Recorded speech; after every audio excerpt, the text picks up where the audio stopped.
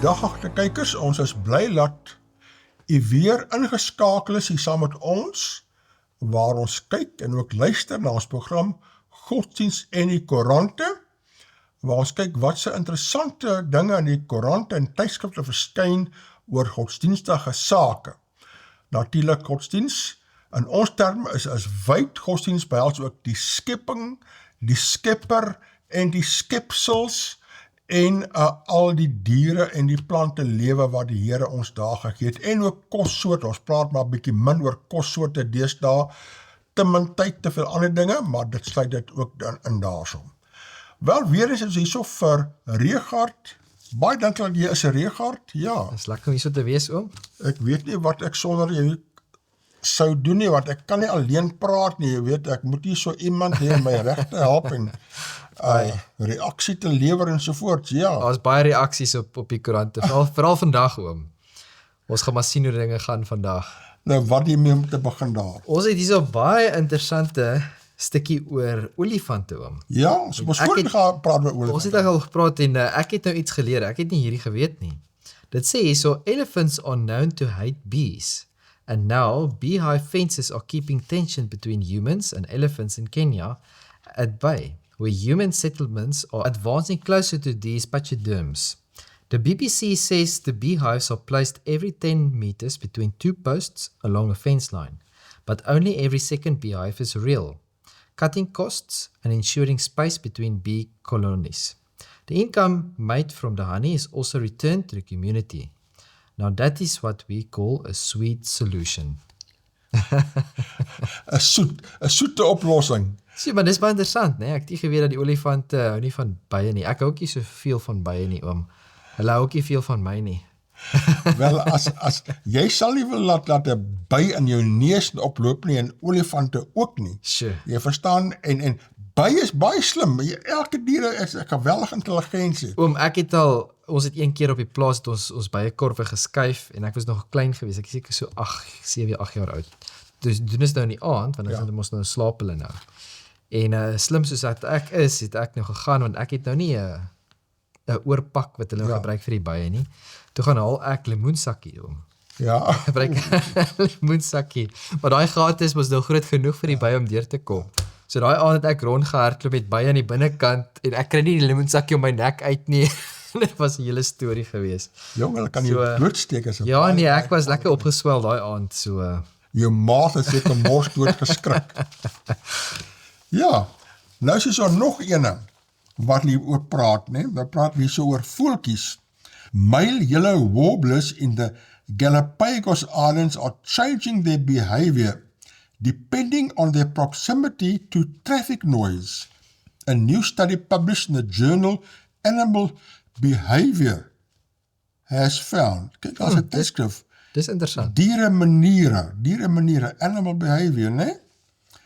Researchers found that the birds portrayed increasing aggressive behavior and increased the minimum frequencies of their songs when confronted with recordings containing traffic sounds. Kan jy dit glo? Soos hulle word ontsteld deur hierdie tipe geraas daar. Ja. Ongelooflik. Ek onthou so rukkie terug was daar het ek 'n video gesien waar hulle gewys het die tortelduwe wat ook begin maak soos selfone. En dis al wat hulle hoor heel dag is hierdie selfoonklanke, die Nokia tune en die iPhone tune wat so baie bekend is. En so dis nogal skrikwekkend die effek wat die moderne wêreld het op diere. Daar was mos 'n tyd gewees wat daar 'n program op RSG was, Diere Maniere. Dis reg, ja. Ek dink dit bestaan meer nie. Ja, nee, glad nie. Dis baie hartseer. Ja, nee, maar daai was een van my gunsteling. Ek dink was op Dinsdagoggende, as ek dit nou reg onthou. Ergens daar, ja. Ja, dit was baie interessant geweest. Hulle moet dit terugbring. Ja.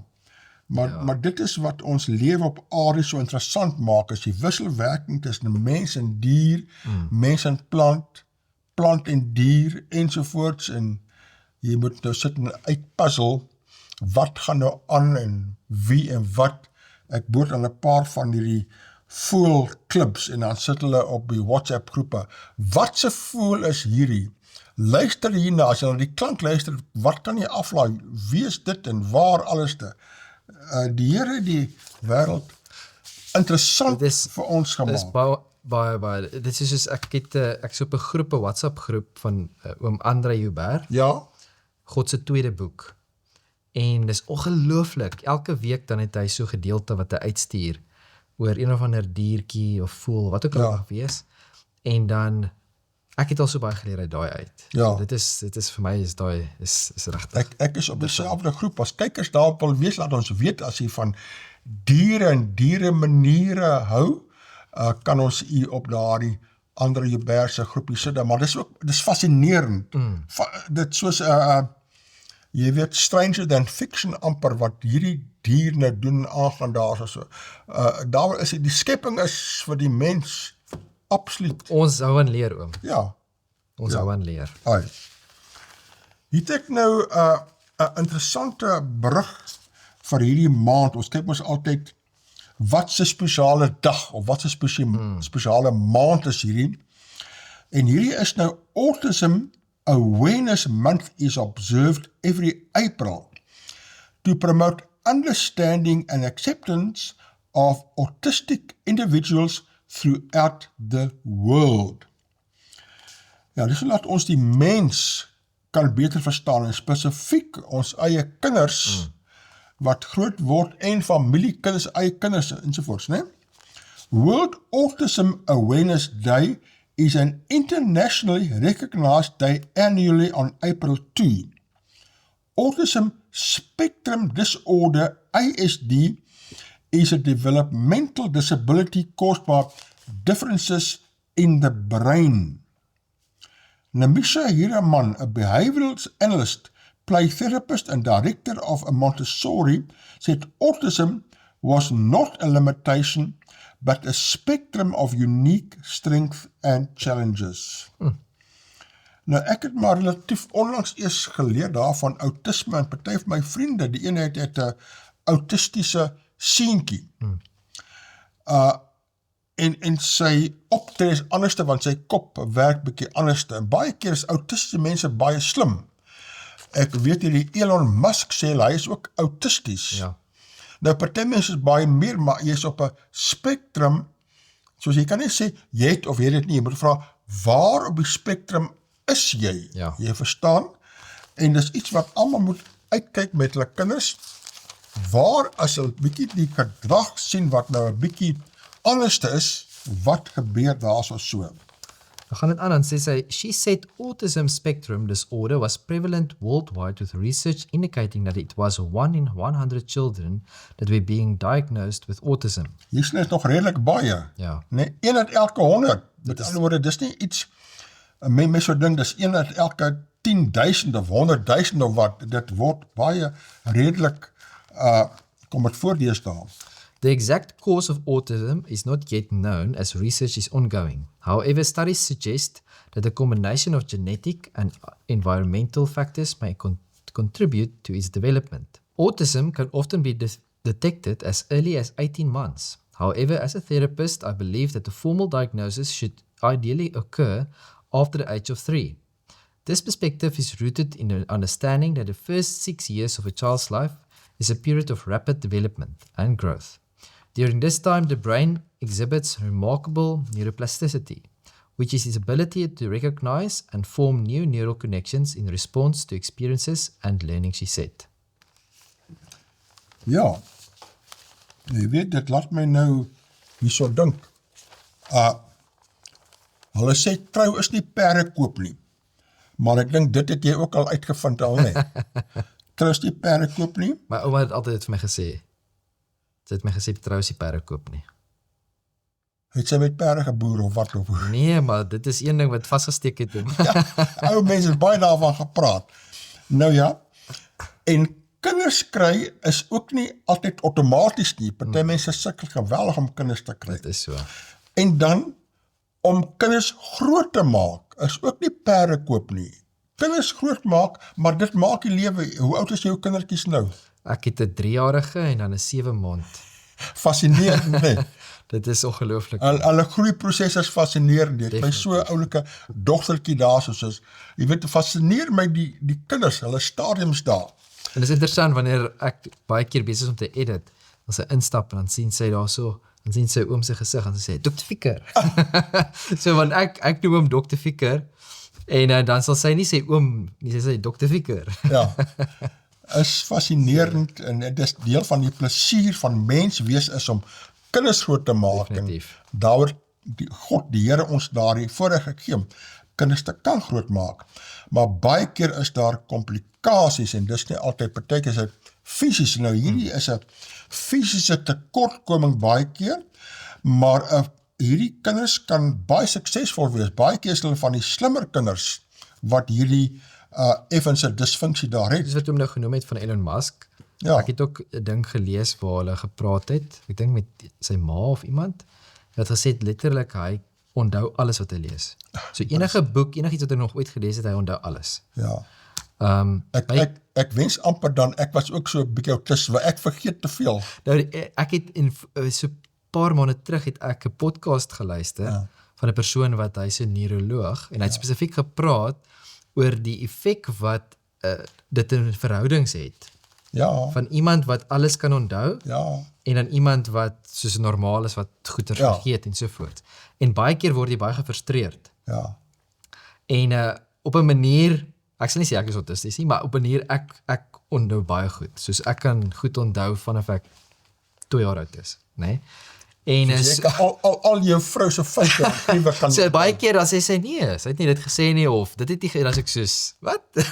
dat jy baie So ek kan verstaan, nee, ek kan dit nou, ek het nou al dinge begin verstaan dat mense verstaan nie of onthou nie soos wat ek onthou nie, maar ek kan myself indink. Ek bedoel, ek is nie eers so goed met onthou soos wat hierdie tipe mense is nie. So ek kan myself indink die effek wat dit het op verhoudings, want jy, veral as 'n kind, jy dink maar almal kan dit doen of almal moet dit kan verstaan of almal moet kan onthou soos wat ek onthou. So jy verstaan nie hoekom mense dan optree wat hulle doen nie en so voort. So dit is presies soos sê hierdie affekteer die verhouding van die kinders met ander en ander met hulle, soos hy affekteer die verhoudings geweldig baie.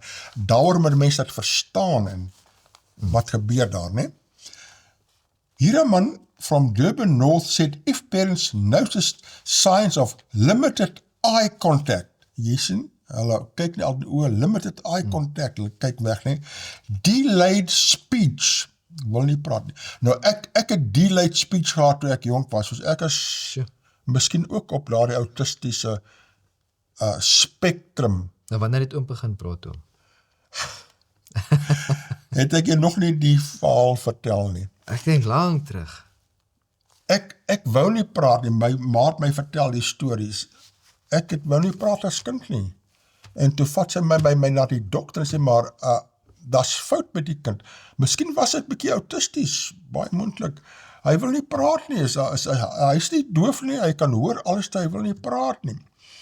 En sy sê al my toetse gegee en al die tipe dinge en so voort. En sy sê net toe, dokter kom, hy sê toe maar net vir haar, mevrou, daar's niks fout met jou kind nie, hy is net nie lus om te praat nie. Ja, nou ja, en sy sê toe 'n klompie maande later hang sy daar so wasgoed op, en daar begin ek sommer volsinne praat.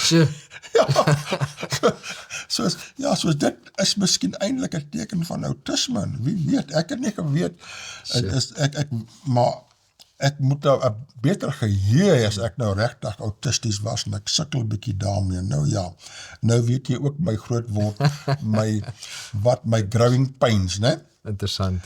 Dan sê dit, hierso, therapy can play a pivotal role in shaping communication, social interaction, and cognitive abilities.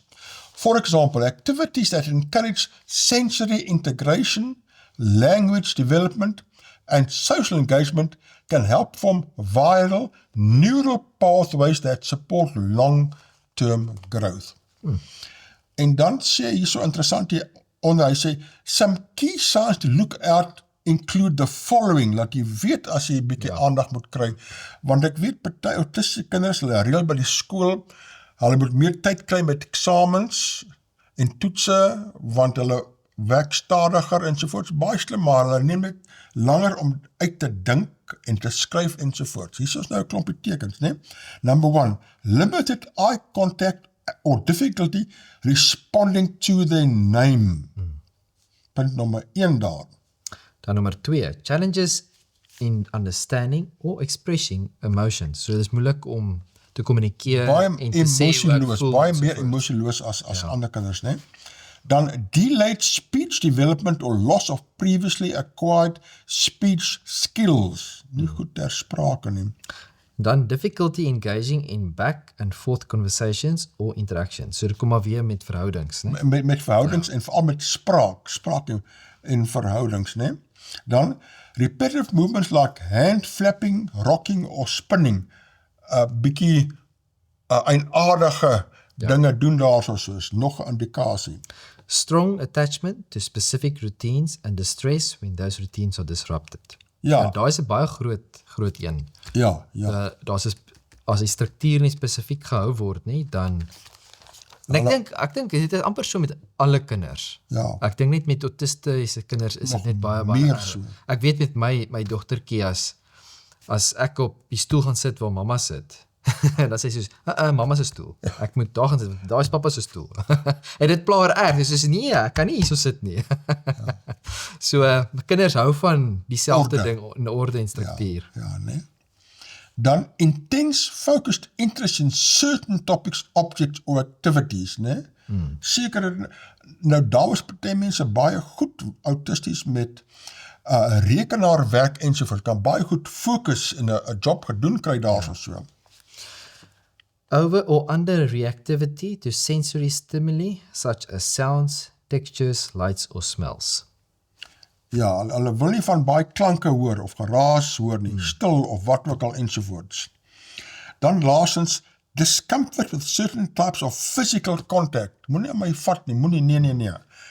Nou natuurlik, almal van ons het tot 'n mate almal van hierdie, maar as dit nou 'n bietjie buitengewoon raak of wat. Soos hier is baie ernstig vir ouers om te besef, autisme word 'n groot ding daar. Ek het een keer 'n interessante onderhoud op die radio gehoor. Dit was nou so 'n paar maande, ek dink was laas jaar gewees. En waar hulle gepraat het met 'n persoon wat werk met autistiese kinders. En een ding wat hulle gevind het wat baie goed is en wat hulle baie groot positiewe effek op. Want die ding is, jy gaan nooit die kind dat die kind nou miskien 100% normaal is of wat ook al nie, maar jy kan baie naby kom. En een ding wat baie belangrik is wat hy gevind het, is jou omega-olies. Ja, Want die omega-olies is wat direk vir jou brein, ek wil amper sê kos gee, dit is waar jou brein hardloop op dit. En hy het gesê die positiewe effekte, as jy in die Kaap, en is ongelooflik. Soos hulle die kinders begin net supplements gee van omega-olies, maak seker dat hulle genoeg inkry, en as jy kan nie glo dat dit dieselfde kind is nie. daar's So, ander artikels wat praat spesifiek oor kosse. Suiker moet so ver as moontlik uitgeminimaliseer daarso. Kleurstowwe in kosse, al daai tipe dinge soos wat jy eet, kan autisme ook vererger of wat ook al. Dis ook 'n verskriklik belangrike ding. So, en die ding is dat, toe ek ook nou so rukkie terug, het ek na 'n ding geluister waar die persoon, 'n groot kenner in nutrition, en ek vergeet presies waar hulle werk, maar hulle werk by een of ander universiteit. En hulle het toe gesê, jy sal nou dink, ons lewe in 'n moderne wêreld, en era, dat ons voeding is eintlik waar dit moet wees, maar dit is glad nie die geval nie. Slegter Dat en ons kry nie die hoeveelheid omega-olies in en proteïene en al die goeie voedingsware wat ons eintlik nodig het om 'n gesonde lewe te leef nie. En dis baie keer die geval wat dit die kinders wat autisties is, dit kan baie vererger as hulle nou hierdie slegte gewoontes, byvoorbeeld al jou junk kos en al die tipe van goed, wat nog 'n erger effek het, want dit het 'n direkte effek op jou brein. Jou brein kry nie die voeding en goed wat hy nodig het nie. So, dis ook net iets om, ek dink ons sal miskien in 'n toekomstige program ook bietjie daarna kyk. Ek het nou 'n grappie, ek het dit nou nie so saamgebring, iemand het my gestuur daarso en hulle sê Donald Trump, wat hy eintlik moet doen daar, hy wil ons boykot, hy moet KFC onttrek in Suid-Afrika uit, dan sal ons 'n geweldige groot guns doen aan baie help Ja, met nee. autisme ook daar, ja. Dan het ons een hierso, a call for action on World Autism Day. As the world marks Autism Awareness Day, Zimbabwe has little to celebrate. Children with autism and other development disorders remain neglected, with the government failing to provide adequate healthcare, education and support services. Dis baie hartseer, né? Ja, baie lande kry dit nie voldoende aandag nie, veral nie in Afrika lande nie. Selfs in ons land is baie moeilik om 'n kind na 'n gepaste skool te stuur.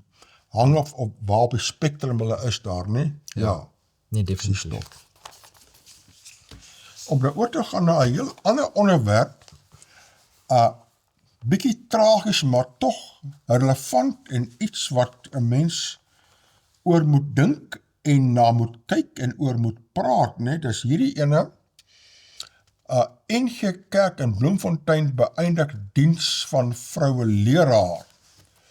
Nou, dis toevallig in 'n NG Kerk daar, maar dit gebeur in baie kerke. En hoe hanteer 'n mens dit en wat doen 'n mens daar so? Nou sê dit hierso, die NG Kerk Huguenot in Bloemfontein het die diens van sy vroue leraar, Dominee Annerie Viljoen, beëindig, onder meer nadat daar ontevredenheid in die gemeente was omdat sy 'n tweede keer gaan skei.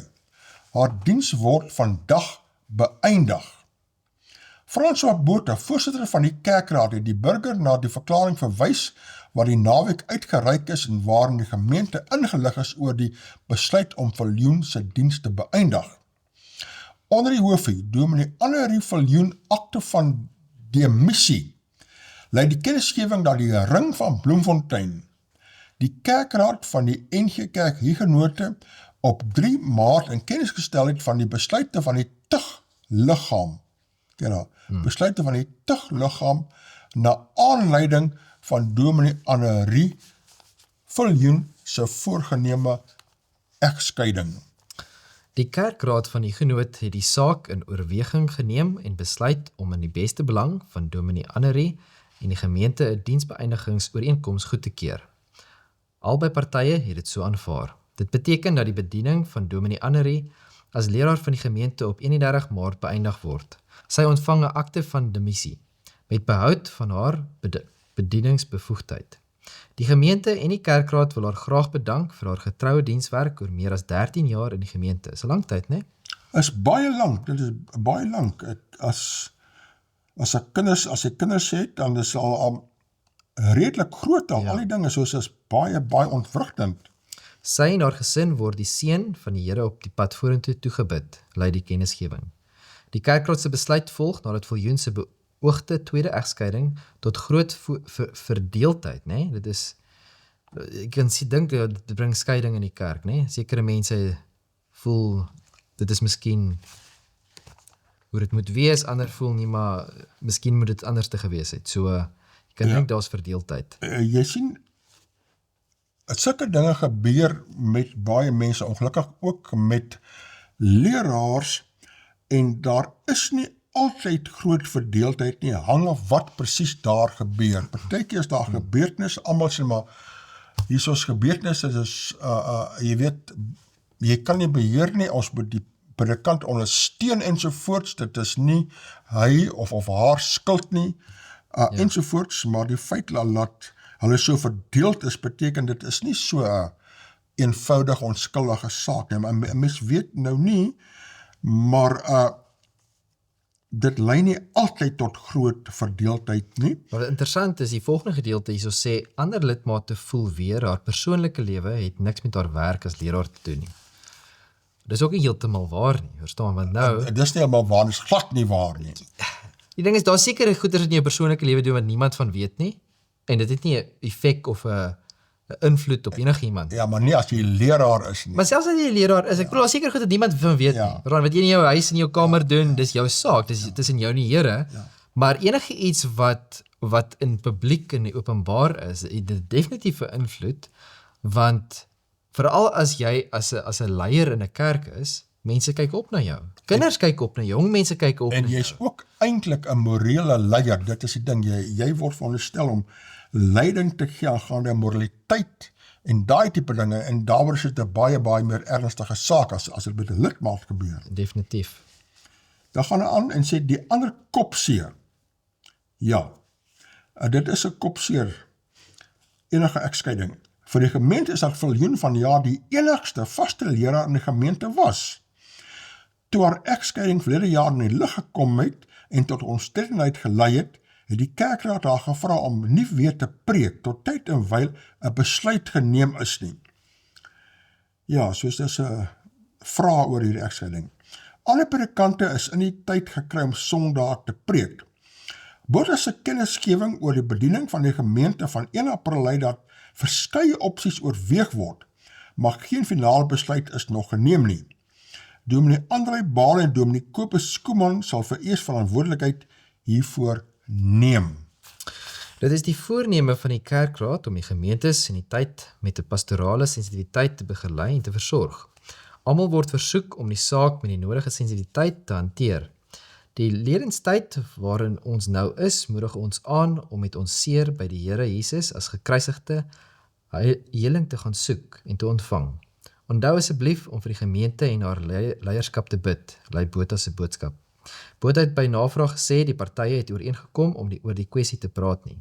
Die burger het na Dominee Viljoen uitgereik om haar weergawe van die gebeure te kry, maar sy het nie hierop gereageer nie.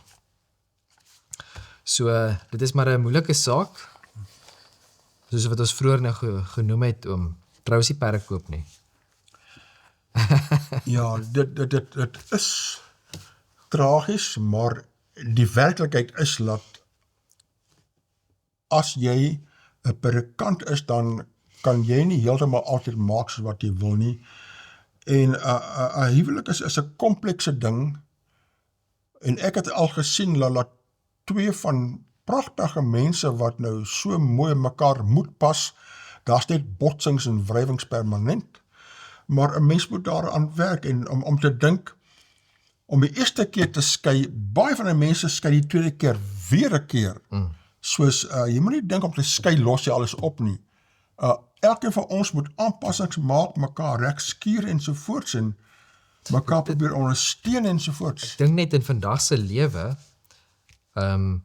het dit 'n opsie geword. Te maklik, Verstaan verskriklik maklik. Nie dat ek sê daar's nie tye wanneer dit nie kan gebeur of dat dit nie moet gebeur nie, maar daar's sekere tye wanneer daar regtig, ek wil die Engelse woord abuse is, nê? Wanneer dis vir die veiligheid van die man of die vrou, wat ook al het, en hulle moet, jy weet, weg beweeg, die paadjies moet skei. Maar oor die algemeen 99,9% van die tyd is dit nie die geval nie. En mense skei want hulle het miskien uit mekaar uit, hulle lewens het uit mekaar uit gegaan, hulle voel nie meer dieselfde as hulle gevoel het in die begin nie, of daar's nie kommunikasie nie, hulle word, soos ons sê, kopstamp die hele tyd, en daai tipe van goed. Maar vir my en my opinie is dat daar's geen probleem in 'n verhouding in hierdie opsig wat nie opgelos kan word nie. En veral as beide partye 'n pad stap saam met die Here, verstaan jy? Want dan, as jy werklik met die Here pad stap, dan sal jy sal voel, nee, maar kom ons werk dinge uit. Verstaan, kom ons praat dinge uit, daar moet 'n manier wees. Verstaan, so ek dink net die skei het so vinnige opsie geword, en as soos skei, probeer maar weer, skei, probeer maar weer, en elke keer gaan jy hoop maar die volgende keer die gras is groener, maar dit werk nie so nie. Ek het een keer gehoor 'n verhaal, man het vertel, hy sê, sy vrou het met 'n ander man oorspel gepleeg, en sy het hom ingetrek, en toe na 'n ruk, toe wil sy terugkom na hom toe, sy wou nie meer daar aangaan nie. En hy het net geen kans gesien nie, en ek sou ook nie kans, as my vrou dit doen, no-go, geen kans nie. Maar hy sê wat daarna gebeur het, hy het weer getrou, en sy kinders was by hom, maar dit het nie goed gegaan nie, en sy kinders het heeltemal verkeerd uitgedraai, en daar was trauma in sy huwelik, en trauma met die kinders, en trauma met sy vrou se huwelik, en hy sê, as hy nou terugkyk, dan moes sy haar maar teruggevat het, en die lewe vir almal so baie beter daarna gewees het. soos al het jy die reg om te skei met Bybelse redes, moet jy partykeer maar vergewe, hard vergewe en beter om dan maar weer terug te vat en aan te gaan. Dat my baie keer laat dink aan daai ding, weet ons moet En die ding is ook dat pas op, ja. baie keer mense sien liefde as gevoel. Ja, Liefde is nie net gevoel nie, dis prinsip. Verstaan, so baie keer voel jy miskien nie lief vir die persoon, jy voel nie, baie keer voel jy nie as jy hou van die persoon, wat ook al dit mag wees. Ja. Jy kan nie gaan op gevoel nie, verstaan, jy moet gaan op prinsip, dit is wat reg is, dis wat verkeerd is, en soos wat hom nou noem, daai persoon het op daai oomblik gevoel, nee, ek sal dieselfde voel op daai oomblik, maar ek dink dit is die belangrikste van alles is, op ons troudag het ons 'n teksvers gehad, en dit is in Prediker wat sê, 'n 3-dubbele lyn word nie gou verbreek nie. En jy moet, as jy getrou het, en jy is getroud, moet daar 'n 3de lyn wees, en dis God. Daai verhouding moet saam gesnoer word, saam met God, en dan kan dit nie verbreek word nie, oom. pragtig, jy is flikser as ek kan glad nie onthou wat op my troudag gebeur het. Ja, maar myne is bietjie nie so ver soos oom se nie, oom. Ja, wonderlik. In elk geval. Oom, dan het ons nou hier 'n berig wat ek amper gedink het fake news is, oom. Ek het gedink, nee, dit kan nie wees nie. Dit moet fake news wees. Maar dit lyk my dit is nie. Is nie fake news nie. Daar's baie, een ding wat mense kan opcheck, dat baie opvolgberigte daarna wat dit steun en uitbrei en sovoorts. Dis is een ding, ek kry nou die dag hierso op WhatsApp pragtige video waar Cyril Ramaphosa bedank. Alles video, alles daar so. En hy's daar ruk op en toe vra hy maar is dit waar? Toe sê hulle maar, hulle nog nooit, dis nie op die nuus nie, die radio nie, nêrens nie, daar's 'n fout hierso. Ja. En nou so met hierdie ene, daar's baie reaksies, so dit is nie 'n once-off ding daar nie, maar lees al die kykers kan hoor daarso en sien daar. Soos die opskrif sê, Satanis by Tuks kap Ernst Roets oor giftige rasteorie. Dis nou 'n kombinasie van woorde daar. Kan nie nou, dis ook ek het heel eerste keer lees, en ek wag, wat gaan hier aan? By Tuks, 'n selfverklaarde Satanis verbonde aan die teologie fakulteit van die Universiteit van Pretoria. Hier het ek klaar gedink, dit kan nie wil wees nie, né? Wat gaan hier aan? Sê die Afrikaner aktivis Ernst Roets is 'n rasis en sy kritiek op Azaniese kritiese teorie, AKT, is disinformasie. Dit volg op Roets se onderhoud met die Amerikaanse potsending gasheer Tucker Carlson, waarin hy aangevoer het, AKT is 'n giftige rasteorie wat by Suid-Afrikaanse universiteite wortel geskiet het. Sjoe. Ja, dit klink asof dit nou, jy weet, opgemaakte satire is daar so. Ek kan dit nie glo nie, oom. Ja, want Roets is nou baie aan die nuus daar, nie? Nou, ek wonder, wat het hierdie satanist nou uit sy dop laat kruip en nou vir Ernst Roets aanvat, want hierso is nou 'n gevolg hierso, né?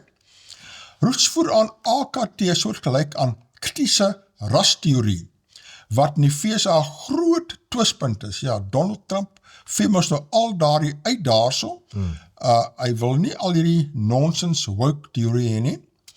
Hy beweer wit mense word ingevolge AKT nie as mense beskou nie, omdat Europeërs nie Ubuntu het nie, en dat moord op wit mense daarom nie as ware moord beskou kan word nie. Ja nee, dit klink regtig feit, nee. Dr. Tristan Kap, 'n navorsingsmedewerker in die departement van godsdienststudies aan die fakulteit teologie aan UP, Universiteit van Pretoria, sê dis bog. Hy het in 'n blog oor Roets se beweringe geskryf, AKT is 'n intellektuele raamwerk wat die blywende impak van ras en rasisme in Suid-Afrika ondersoek, veral deur die lens van Azaniese politieke denke. En dit het niks te doen met veronmensliking van wit mense nie. Nou as ek die woord Azaniese bygevoeg word, dan word dit nog meer wantrouig oor die dinge, maar nee, dit is nou wat hy daar so sê. Gaan hy aan, dan sê hy, Kap is een van die stigters van Suid-Afrika se eerste satanistiese kerk en was ook die aanbieder van die potsending The Friendly Satanist. Wat op aarde, kan jy dit staan nie glo. My ene, oor die mites en kultuur wat satanisme omring. Hy het sy doktorale studie gedoen oor Afrika selfidentiteit en die konsep van Ubuntu. Volgens hom is die terme Azania simbolies van 'n bevryde Suid-Afrika en bied dit 'n alternatief vir die koloniale en apartheids-era konstruksies. In reaksie op Kap se blog het Dr. William Gravett, 'n regsgeleerde verbonde in Akademia en die UP op Politics Web geskryf. Kap probeer 'n onskadelike blik plaas op verdeelde, radikale en gewelddadige ideologieë. Gravett sê sy IP-kollegas Prof. Joel Muduri, Prof. Mugobo Ramose en Dr. Ndumiso Ngala gebruik AKT om die grondwet te diskrediteer. Dan sê hy, Kap het op Facebook Gravett se meningsstuk as 'n leertirade en bewys van Afrikaner fragiliteit bestempel. Dis eerste keer ek hoor fragility in Engels. Ja, ek het nou net gedink, dit moet 'n anglisisme wees oom. Ja, interessant. Maar natuurlik as jy so iets skryf en jy is 'n satanis, dan glo ek nie, anglisismes maak vir jou eintlik veel saak nie. Tja. Dan gaan dit aan en dit sê, die Universiteit van Pretoria is progressief en verbind tot gelykheid en inklusiwiteit. Ja, almal met inkomste so groot is, alle sieninge sataniste, die lot, né? Rymuis, Universiteit, waar mense soos ek ernstig opgeneem word, selfs al is my geloofsoortuigings en my voorkoms anders. Kap meen Roots is uitvoering met die ideologiese diskurs en sy bydra is uitgedien. Soos hierso vat Kap vir Roots aan. Roots weet nie wat hy van praat nie, Roots is die mekaar en is uitgedien.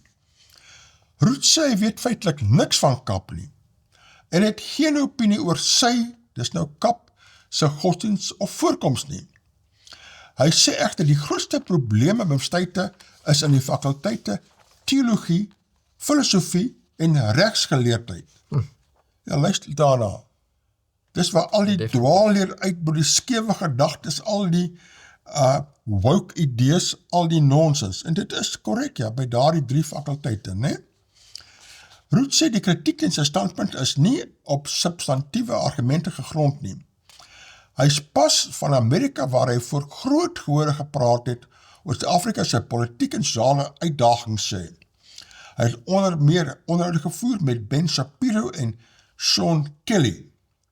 Hulle belangstelling sê wys dat daar 'n wye gehoor is wat hom ernstig opneem, maar hierdie satanis neem vir Roots ernstig op nie. Tja. Nou ja, nou hier het ek nou 'n prent en hierdie is blykbaar van Ernest Roots se Facebook en dis waar hy 'n foto afgelaai het van Kap se Facebook. En hierso staan, hierdie ou is 'n selferkende satanis. Hy is ook 'n dosent in teologie by die Universiteit van Pretoria. Ja, jy het dit reg gelees. Nou, dis nie heeltemal korrek. Hy sê dosent, hy is daar 'n navorsingsgenoot, is 'n taamlike verskil. Hy val my die media aan en sê dat mense soos ek die universiteit se naam skade aandoen. Ja, jy het reg gelees. En daar's nou 'n prent van Kap. Nou kyk nou hierso. Kap dra lang hare, nes die van 'n vrou. Of miskien is dit 'n pruik, ek weet nie. En kyk, om sy nek hang al die sataniese simbole daar, maar dan draai hy ook 'n rok. Maar hy is 'n man. En kyk, sy klere terug, maar hy lyk soos 'n satanis, is dit nou 'n hy of 'n sy, wat ook al daar. Ja. Maar dis wat jy nou verwag van 'n satanis. Dan is ook hier nog 'n prentjie van hom, about Dr. Tristan Kap. Ek weet nie hy's 'n dokter nie. Hy het sy doktersgraad, ja. Sure. Ja. Religious Studies Scholar, Esotericism, Secularism, Non-Religion, Conspirituality, Counselor en Speaker. Weet jy vir wie kan hy counsel nie, oom? Ek Arme persoon wat hy counsel. dink daardie conspirituality is conspiracy. Ek het nie eens geweet daar's 'n conspirituality ook nie. Ek weet nie. I'm an interdisciplinary researcher, writer and speaker specializing in comparative religion, esotericism, secularism and conspirituality. Ek weet nie, vir my is dit selfs dat hy enigstens betrokke is by teologie universiteit is vir my net skrikwekkend. Ek kan nie dit myself indink nie. Hoe kan hulle so iets toelaat? Maar satanisme is mos, as jy 'n ruim huis en 'n ruim universiteit is, dan is satanisme een godsdienstige opsie wat jy ook mag en kan bestudeer daar. Dis regtig Ja. erg.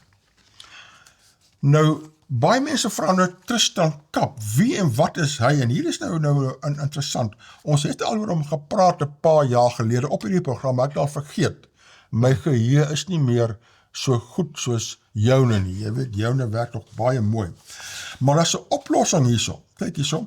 Wie is Tristan Kap? En daar boonhoekie staan, glo die Bybel. Nou as daar godsdienstige persone is en godsdienstige karakters is en godsdienstige persone in die geskiedenis is 'n baie maklike plek, gaan na die webwerf glo die Bybel en tik in daar wie is so en so, wie is Tristan Kap? Ek het dit gedoen, ek gaan intik wie is Tristan Kap? En hierdie is nou wat glo die Bybel vir ons sê. Dit sê Tristan Kap het teologie studeer by die teologiese fakulteit van die Universiteit van Pretoria. Dieselfde fakulteit waar predikante van die NG Kerk opgelei word. Ja.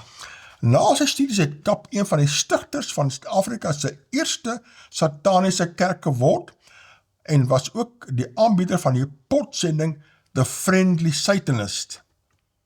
Ja. Bly maar weg, ek hou nie van hierdie friendly of unfriendly Satan, bly maar weg, nie? Oor die mytes en kultuur wat satanisme omring. Hy het sy doktorale studie gedoen oor Afrika, selfidentiteit en die konsep van Ubuntu. Hier volg 'n paar artikels oor Tristan Kap. En daar word die webwerf glo die Bybel geen verskillende artikels, histories wat jy kan gaan oplees en kyk daar. Sure. En hierso is nou ene deur Jan Lou. Belovende jonges tot struikeling gebring. En ek sien jy daarso Jan Lou se brug. Hierso is hy. Wat nogal in die kerkbode verskyn van alle plekke. Van 2019, hè? Ja, Teologiese student Tristan Kap se noodroep in die kerkbode van 12/11/2019 vra beter antwoorde as die van Dr. Kobus Meiburg, hoofkerk eie opleiding van die NG Kerk. Meiburg sê dat Kap wel 'n lidmaat van die NG Kerk is. hy was daardie tyd toe hy nog 'n teologie student was. Sjoe, maar hy is nie as 'n kerklike student ingeskryf nie en staan dus nie onder die toesig van die kuratorium nie. Die vraag is egter waar het die jong man aan sy afvallige idees gekom? Idees soos dat die Bybel nie die letterlike woord van God is nie, maar denke, gevoelens, idees, stories en poesie uit die antieke konteks wat ander gedink en redeneer het soos ons. Waar het hy geleer dat die meeste van die etiek in die Bybel uitgedateer is en nie op die moderne samelewing afgedwing kan word nie? Meiburg se moontlike misverstand stel nie gerus nie. Nommer 1. Meiburg en die dosente is self deel van die narratief van uitgedateerde Bybelse etiek waarvan Kap praat. Hoe anders regverdig die dosente en Meiburg hulle LGBTQ en dis nou al plus, né? Ja, onthou hierdie is geskryf toe daar nog net 4 was. Ja, nou is daar baie meer. 19, nou is daar baie meer aangeheg. Hulle LGBT standpunt wat hulle telkens openlik propageer, né? So die hele ding is hierso is wat hy nou noem is dat dis wat hulle daar leer.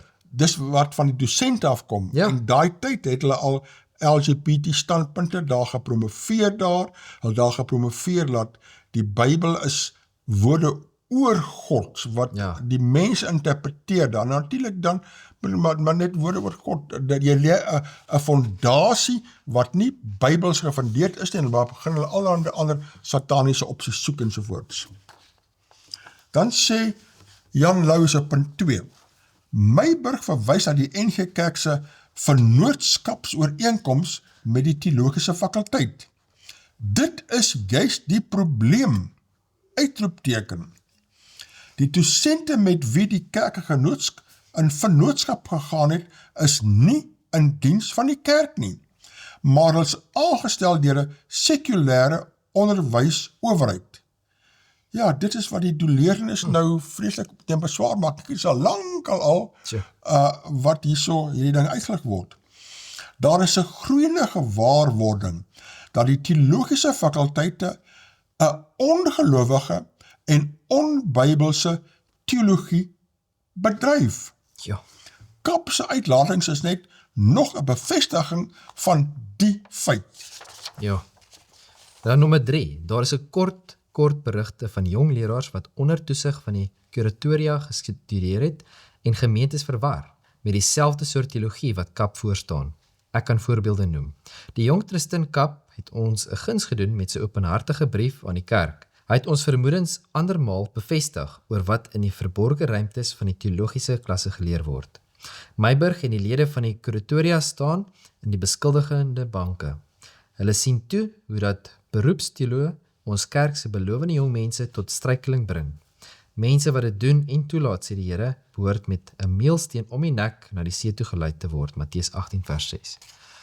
Nou dis vir my nogal skrikwekkend, nê, dat hy 'n NG Kerk lid was wat gaan teologie swat het. Maar dit is waar hy was seker onseker, waar hy baie van al hierdie verkeerde idees gekry het en toe daarop uitgebou het en toe heeltemal, En toe word hy satanis. ja. En hierso noem Dominee Jan Lou, hy kan heel wat skryf oor ander voorbeelde van jong teoloë wat totaal hulle rigting verloor. Ek het 'n paar gelees van hulle verhale daarso, hoe hulle daar kom, diep gelowig, glo vas in die Bybel, nee, die eerste klomp hoofstukke is metafories, jy moet dit nie glo nie, en laaste paar boeke van die Bybel moet jy maar uitlos daarso, en nee, dis net mense is idees, die hele nuwe hervorming beweging is daar oor en so voort. Ja, Kara, baie dankie vir Dominee Jan Lou wat hierdie perspektief daar bring. Ja, dan is hier so 'n brief ook, 'n ou brief wat ook daarna verwys, Pretoria News, en dit sê so, SA Satanic Church's Reverend Tristan KAP eager to enlighten people. Dominee Tristan KAP, né?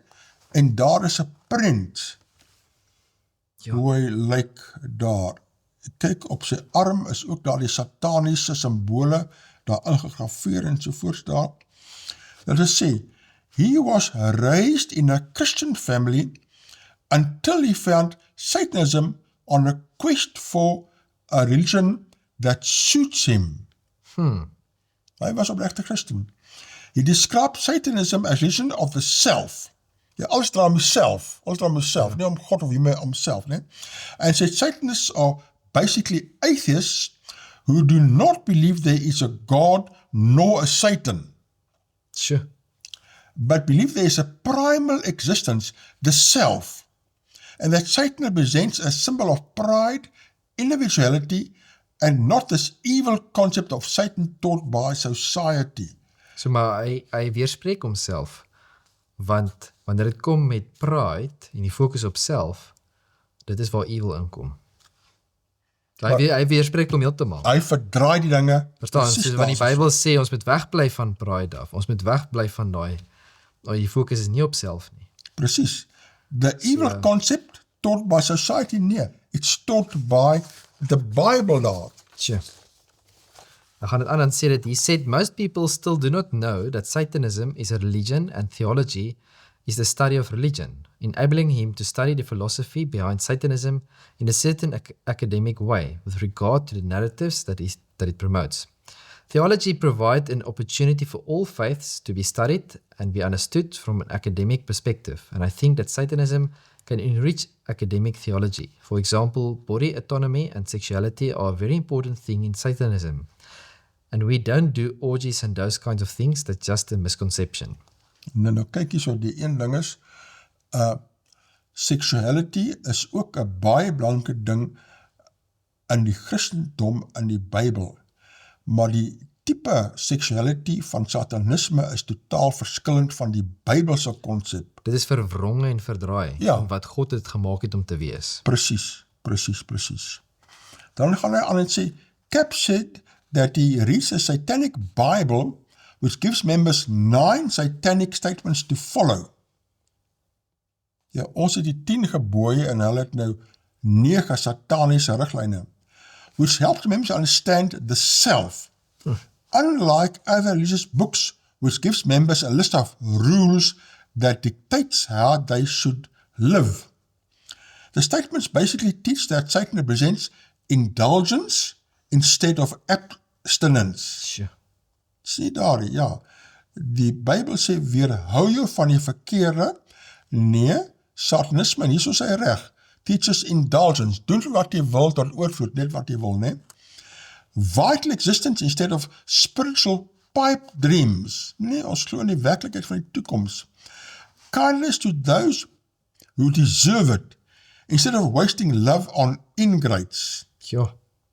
Die Bybel sê, jy moet almal lief hê met respek hanteer, nee, satanisme. Only be kind to those who deserve it, jou eie vriende. And vengeance instead of turning the other cheek. Sure. Ja, presies, daar is jy reg, nee? Ja, nee, dit is baie duidelik wat hy glo hierso. Ja, teenoorgestelde, jy moet nie die ander wang draai nie, jy moet daarso vengeance toepas daar. He said that the Satanic Bible also teaches that Satan has been the best friend the church has ever had, as he has kept it in business all these years. He has a problem with mega churches that exploit members of their money and teach their own ideologies. Ja, soos hy het dit teen hierdie prosperity gospel en teach their own ideologies, ja, ek het ook 'n probleem daarmee, maar nou hang hy goed aan wat baie erger is verskriklik tragies die werklikheid van hom daar. Kan nie dit glo, ne? Ja. Dan het ons 'n interessante een hierso. Ja? Kerkman se huis vir 7.5 miljoen opgevuil. Nou waar kry jy En dan, Kerkman so en dan bo staan daar 'n bank wil so wat 18 miljoen skuld verhaal. my man. Ander eiendom in Soeklig. 'n Herehuis in die middel van Constantia, een van die gesogte woonbuurte in die suidelike voorstede van Kaapstad, is gister vir 7.5 miljoen opgevuil. Die eiendom is geleë in Strawberry Lane en behoort aan Dr. Jerome Swarts en sy vrou Dominee Lucille. Die egpaar bestuur die Jesus Celebration International Church. Soos hy is sommer 'n politikus en 'n pastoor Sure. in die openbaar, hy kombineer al sommer so, ek tog jy moet een of die ander een wees. Dan sê dit alhoewel hulle lewe van buite na die van 'n welgestelde egpaar lyk, is die paartjie in Maart 2024 deur die Appelhof gesekwestreer en hulle besighede, JCICC en Pigeon Trading, albei beslote korporasies, finaal gelikwideer. So hulle het bankrot geloop. Ja, nou daardie eiendomme, waar kry hulle die geld daarvoor, né? Ja, Dan gaan hy aan hier so en sê, lydens hulle uit die kerk 7000 lidmate, 40 satelliettakke en hulle mobiliseer meer as 700 selgroepe in die Wes-Kaap. Soos hulle is georganiseer.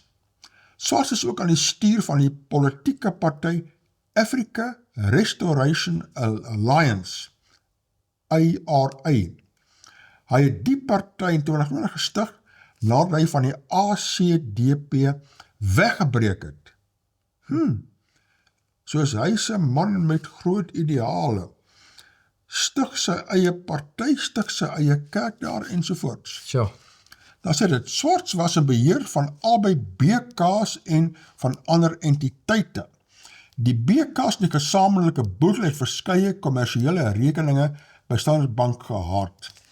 Luistens, daar blyk auksioneer se webtuiste is altesaame 9 eiendomme, waarvan die een in Constantia en 'n oop erf buite Pringlebaai gister opgevuil. Sure.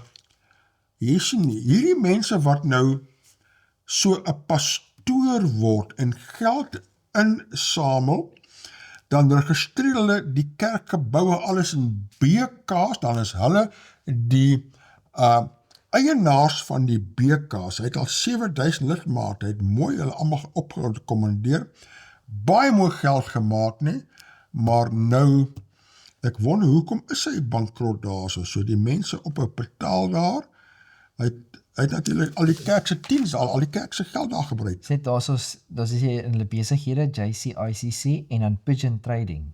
So en die trading goeders kan baie gevaarlik wees. Want baie van daai is baie keer word amper soos 'n piramide skema gehanteer. Dis reg. En want ek weet daar's afgelope tyd gebeur die maar seker soos 6-7 jaar terug. Ja. Het ek kort hierdie Ja, ek het amper die scam oproepe gekry Presies. van hierdie trading maatskappye wat wil hê jy moet aansluit. En as jy nou aansluit, baie van hierdie mense wat jou bel, as jy onder daai persoon aansluit, dan kry hy nou 'n kommissie en dan help hulle jou weer dat jy moet nou weer. ja. En dan ek erken sommer dadelik die storie so. Ek weet nie as dit so is nie, maar daai pigeon trading het my dadelik Twee daaraan bene. gedink. Een geld kry jy tiendes inkry daarso so en ander been vat die tiendes en Dan trade jy wikkel met daarmee, trei daarmee, dan maak jy verlies, dan val alles plat. so dis 'n gevaarlike storie. Hierso is nou 'n Engelse koerant wat na die brug kyk daarso, net dit is Sunday Times. Kyk, daar's 'n foto van sy grand huis in Constantia en dit sê Bank versus Pastor in fight for Constantia Mansion. Nou, predikant moenie met banke en gevegte tree daar nie. Kyk wat sê sy inleiding. Pastor and politician Jerome Swartz. Nou, 'n pastor moenie ook 'n politician wees nie. It's a church seeking to help Christian souls move closer to heaven. Okay, hy wil die hemel toe vat nie. Meanwhile, Standard Bank has targeted Swartz's real estate here on earth, including his upmarket home in Cape Town. Soos die Standard Bank trek hom terug aarde toe en sê, as jy nie betaal jou skuld en jou verband nie, dan vat ons dit terug. Dan noem we die so. JCI was established in 2001 with a head office in Century City, according to the church's website. Nou JCI is sy kerk, so dit is nou net onlangs gestig daar so en het al 7000 lede. So as hy wikkel met die tong, hy maak seker baie goeie beloftes, né? Word ryk, gee my jou geld. Believing that every person is born to lead, Dr. Jerome and Pastor Lucille are committed to providing a platform for the growth and development of leadership, the website says. So is dit die doel van 'n kerk? Leierskapsontwikkeling, is dit die hoofdoel van 'n kerk? Of wat is die doel van 'n kerk? Wat is sy boodskap? Die ding is, ons boodskap is om Jesus, Bekering. Bekering. So, maar dit is om Jesus vir mense te bring. Ja. En baie keer word daai die prentjie uitgelos, want daar word 'n ander prentjie voorgestel vir mense. 'n Skewe prentjie. Want baie keer ons het nou net gepraat van die prosperity gospel, en baie keer word hierdie baie erg gepreek, maar as jy kyk na Jesus se lewe, het hy 'n mansion gehad, waar het hy sy kop neergelê? Dit was Jesus eie woorde gewees, verstaan? So, hy het nie 'n plek gehad om sy kop neer te lê nie. So Jesus het aarde toe gekom, en hy het nie hierdie fancy plekke gehad, en kom geld maak en alles nie. So dit is die prentjie van Jesus wat ons moet oordra aan mense. En dit is letterlik die teenoorgestelde wat ons nou net gelees het van hierdie mal satanis ou, wat dit is letterlik die teenoorgestelde, soos ons moet nie omgee vir ander mense nie, ons moet net omgee oor onsself. Ja. En dit is Selfverheffing, selfgroei, development of leadership, nie 'n boodskap uitbring van bekering van die wêreld, né? Ja. Dan sy IRA City Councillor Grant Claassen said Swart still enjoyed significant support, both from his church and political constituency. Dus hulle steun hom nog, ten spyte van al die bankrotskappe. He echoed Swartz's view that the court battle stemmed from a political conspiracy but gave no further details. Dus die oorsaak is political conspiracy, nie sy fout hoegenaamd nie. This is all because of politics.